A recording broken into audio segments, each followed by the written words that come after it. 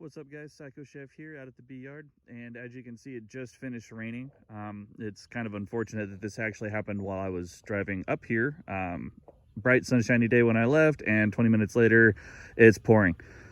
So we just kind of waited it out, let it stop, and gave it a little bit to see what the bees are going to be doing. But you can see there's a little bit of traffic coming out of the split, so that means that there's still some bees in here, and hopefully the queen has come back and mated. So let's crack in here and see what we got going on.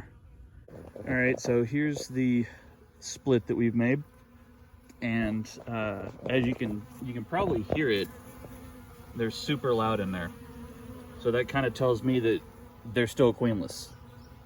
So let's pull this frame out. I think this is the frame that had the queen cell and the queen cup on it. So let's see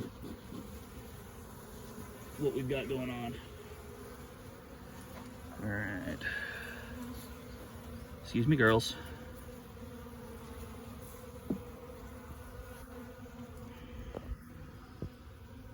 All right, so this is where the queen cup was.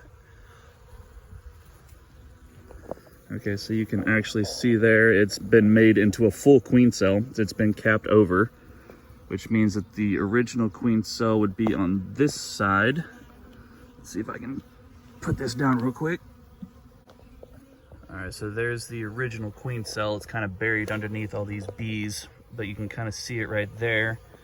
And it is still capped. So the queen cell hasn't hatched out yet, and the queen cup has been turned into a queen cell. So we're still waiting on the queens to emerge in here. And I thought that they would have been out by now, but they must have been younger than I thought. So they'll probably hatch out this week sometime, and then whoever hatches first. I'm going to assume that this one's going to hatch first, because this was already a capped cell when this one over here was still a cup. So this one's going to hatch out first, and then hopefully she'll go out and mate and come back. But as you can see, all these cells in here have just been backfilled with nectar. Actually, this is just sugar water.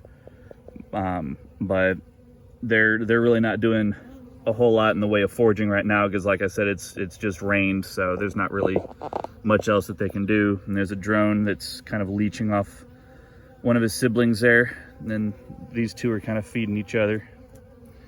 That's always fun to see.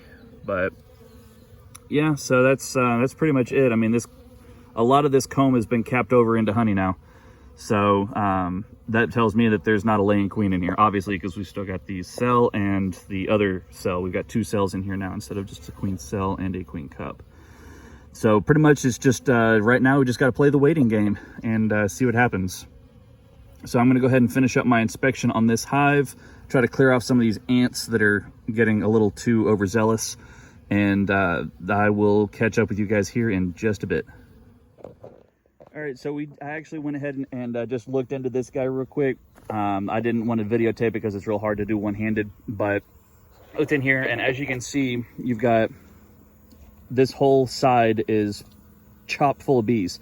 This side, not so much, but they have been working on, let's see if I can find the frame here. They have been working on building wax.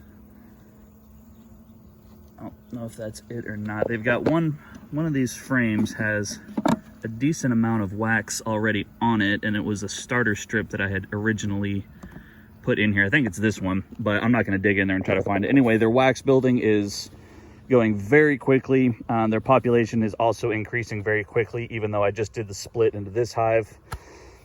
So I think what I'm going to go ahead and do, since these guys have so much population, and these guys are really struggling, I'm going to take a frame of brood off of this hive. I'm going to put it in here, and I'm going to replace it with an empty frame. So let's go ahead and do that real quick. Okay, guys, so I'm all finished up here. I wish that I'd been able to give you guys a shot at what I did, but let me just go ahead and explain what's going on here. So this is the split, right? This is the weaker hive. What I did was I took a frame of almost completely full of brood from the original hive. I shook the bees off and kept them in this hive and moved the frame over into this hive. So now once it hatches out, they'll be part of this colony. And that's just my personal thing. I could have taken the whole frame over here, with the bees and everything, because there's not actually a queen in this hive yet. It would have been fine, but I just didn't feel like doing that. I wanted to have a brand new batch of brood and just keep all the regular bees in this hive. You know, just like I said, my own thing. So anyway, hopefully in the next couple of days, this hive will hatch out. The queens will hatch, and I've got a 50% chance that one of them will succeed. And then this is still a queen right hive, but there's still a ton of bees in here. As you saw earlier when I opened it up, they were just packed out. And even though a lot of them are on one side of the hive, they're having trouble coming this way, but it's real hard because there already is so much drawn out comb in this hive to try to checkerboard and alternate empty frames with full frames.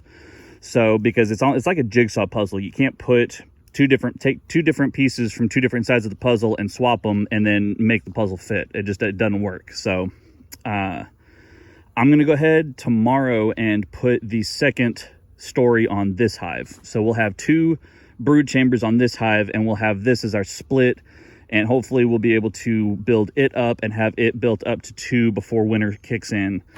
And we'll just well we'll have to see what happens. This is all brand new to me. I've only ever seen it done. I've never done it myself. So wish me luck, and hopefully this all goes according to plan and doesn't end up crashing and burning. So until next time, guys, we'll catch you in the next one.